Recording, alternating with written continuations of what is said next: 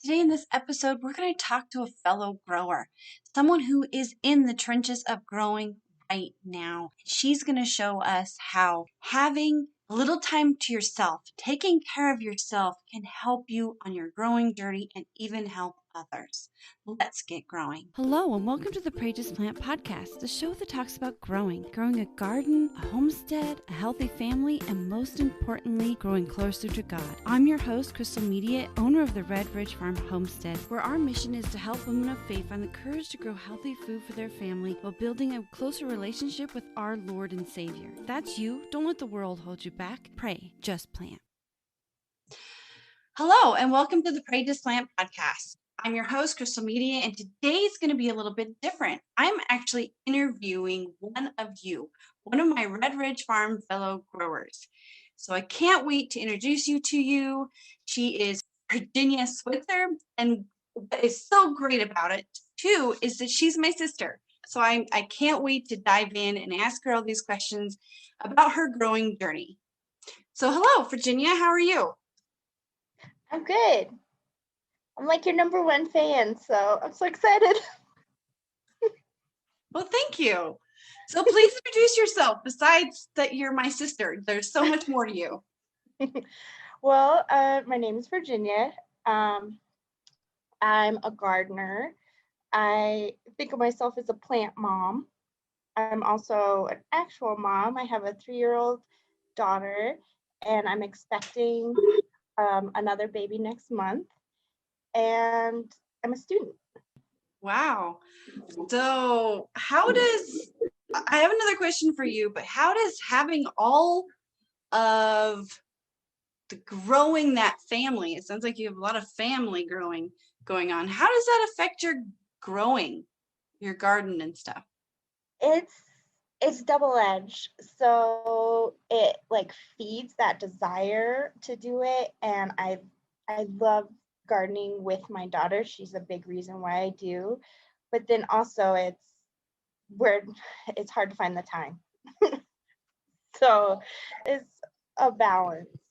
Yeah. So go ahead and describe what you say you grow a garden, but what do you do in your garden? Explain your growing journey. And this can be anything from growing a garden, growing your family, anything that you grow. Well, my garden, it looks a little different than yours. I live in a more urban area in Colorado. So I like to live vicariously through your homesteading journey, but mine is a little bit more city life. Really, it's a small garden, but I get a lot of produce out of it. I love growing healthy food for my family, and yes, I'm growing my family. They're a big reason why I do what I do. And also, I like landscape gardening, like ornamental and flowers and herbs. That's always been a big passion of mine, and even lawn maintenance. I enjoy weeding and garden design and all of it. Yeah, that connection to the earth is just so amazing that, Yes. just even like in the middle of the winter, connecting to houseplants to me is still growing, and just having that connection to the earth is so amazing. So how would you say that living in this urban environment, I know this is a question off topic, but living in this urban environment, how has that affected your growing journey? Well, it started small and started slow, at least outside. Because I've always been a renter up until a few years ago, and space has always been an issue. So I've done like container stuff, and for years I was just doing a few things in pots, and that was fun, but it didn't feed me, like, literally it didn't give a bounty, and it also didn't feed my passion until I had space to actually do it.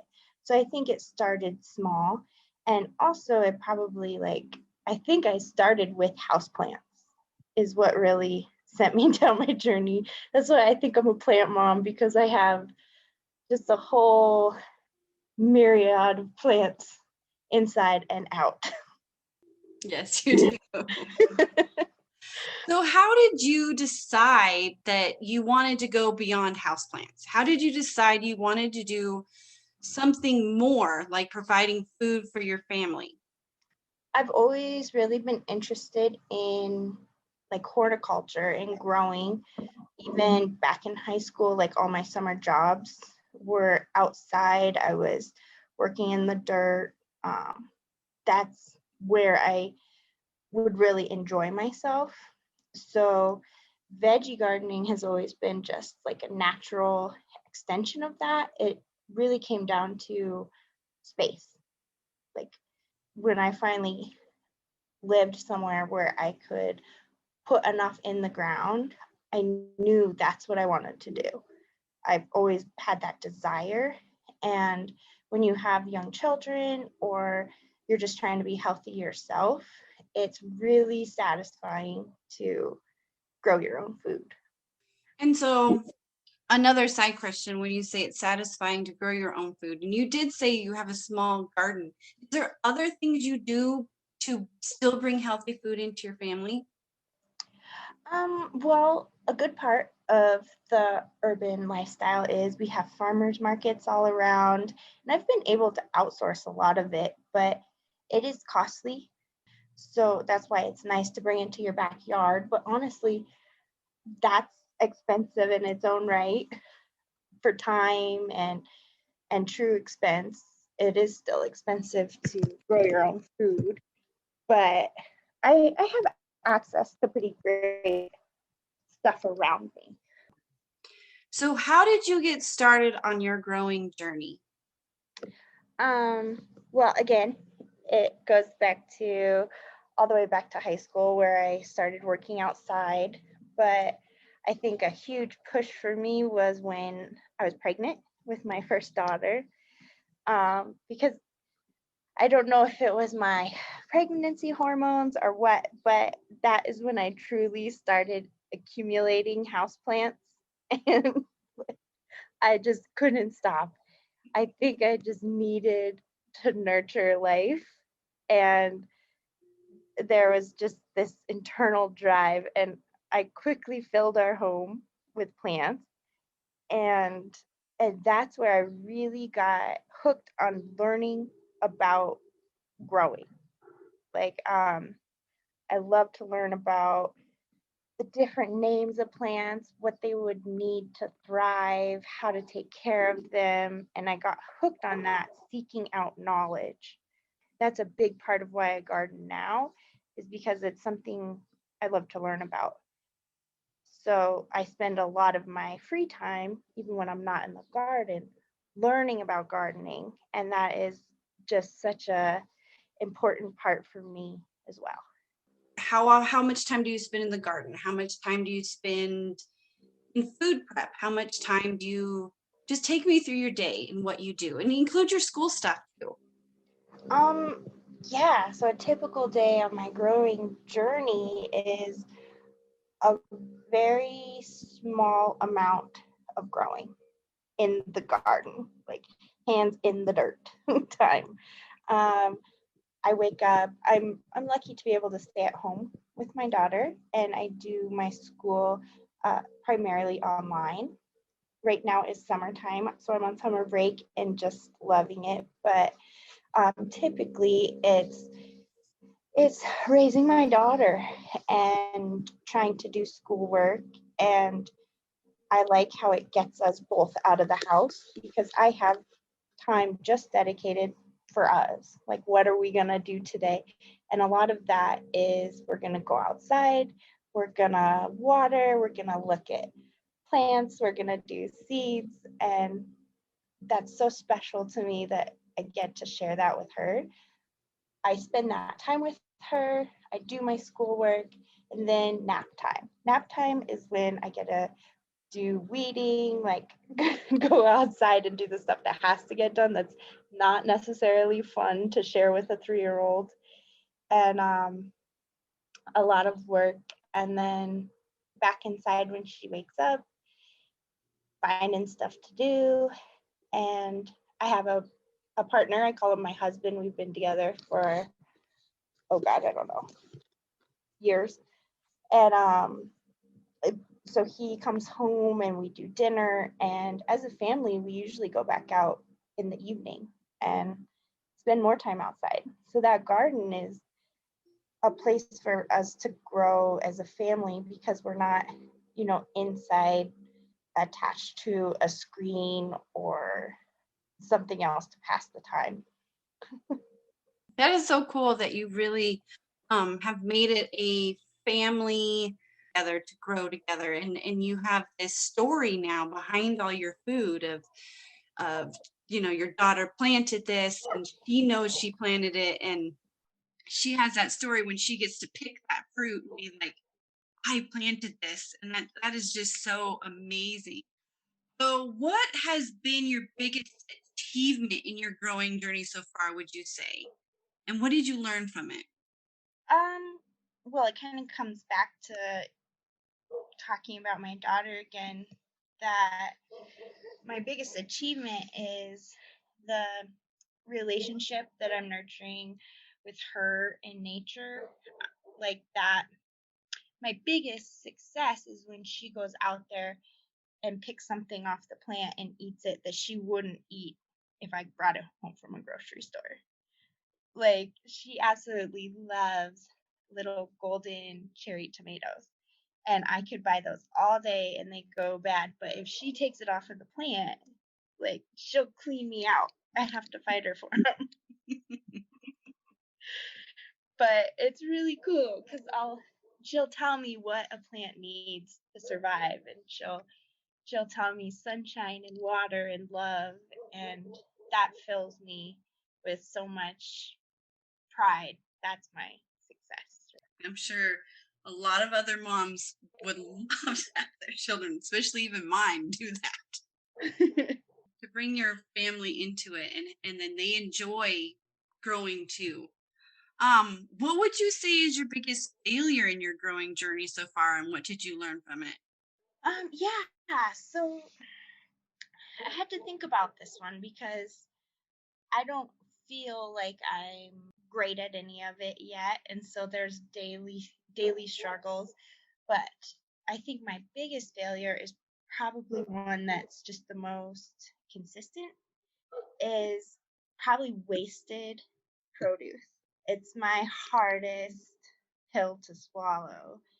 If like, I'll spend so much time growing and maintaining and nurturing this lettuce, and then it goes bad in the fridge. It hurts a lot more. And those build up because maybe I didn't pick my radishes and now they're just like way too spicy to eat. There's just these little things that add up to probably my biggest failure is planning and harvesting and preserving. I want to get so much better at preserving.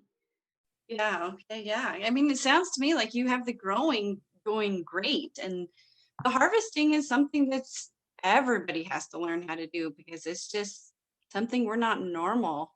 It's just not, it's something that's depending on us. The growing is we give the food and we give the water, and then, God and nature kind of take care of a little bit of it. But when the harvesting, that's all on us. But yeah, and preserving your own food is very amazing. And I know you've just because you're my sister, I know you've really grown in that area in the past couple of years. You have helped me a lot. I really enjoy your Beyond the Harvest series, and like I said, I'm number one fan over here, but I really appreciate what you do, and I follow what you do because I want to learn this stuff. It really helps. Well, thank you. And I appreciate you wanting to learn. So, as a grower, the number one reason most women tell me that they don't really get started on their growing journey, and I think a growing journey can be anything from growing your kids, maybe even growing your education, reading books, growing a garden, growing a homestead, growing a healthy family, growing closer to God. There's so much that a growing journey can do. It's just where we improve ourselves and or improve others or improve so many different aspects. I mean, that's just my definition of a growing journey. Even myself as a homeschooler, I was teaching my kids, but I wasn't growing myself. So that's one thing that has really amazed me about you going back to school and doing all those things. That's part of your growing journey. Many women tell me that their number growing can be fearful. And so, what was a fear that has kept you from getting started on your family's growing journey? I would have to say time. I'm I'm just always fearful of, will there be time? Can I make time? Time is so precious in my life right now. So when I am out in the garden, sometimes it feels like I am taking that from somewhere else. But when you first got started, how did you overcome taking time from other places to get in the garden? How did you finally overcome that fear of maybe not having the time to garden, or like you said, taking time from things that are more precious? How did you overcome that and actually start your garden then? I became selfish and I realized how much that time gives me. I need that time. And so, yeah, I might be taking time from something in the house where my family needs me, or some schoolwork that I should be doing. Um, I still needed time for me, and that's where it's at. That's where I feed myself and nourish myself, is outside in the garden. My favorite time is just my nightly watering, where I will either quietly water and listen to just nature, or a lot of the time I have a podcast in, and just I became selfish. I think that's a thing all mothers feel, all wives feel. But as the flight attendant always says, and God himself says, if we don't fill our cup, we can't fill others. If we don't put the oxygen on ourselves, we can't have the energy to save our child.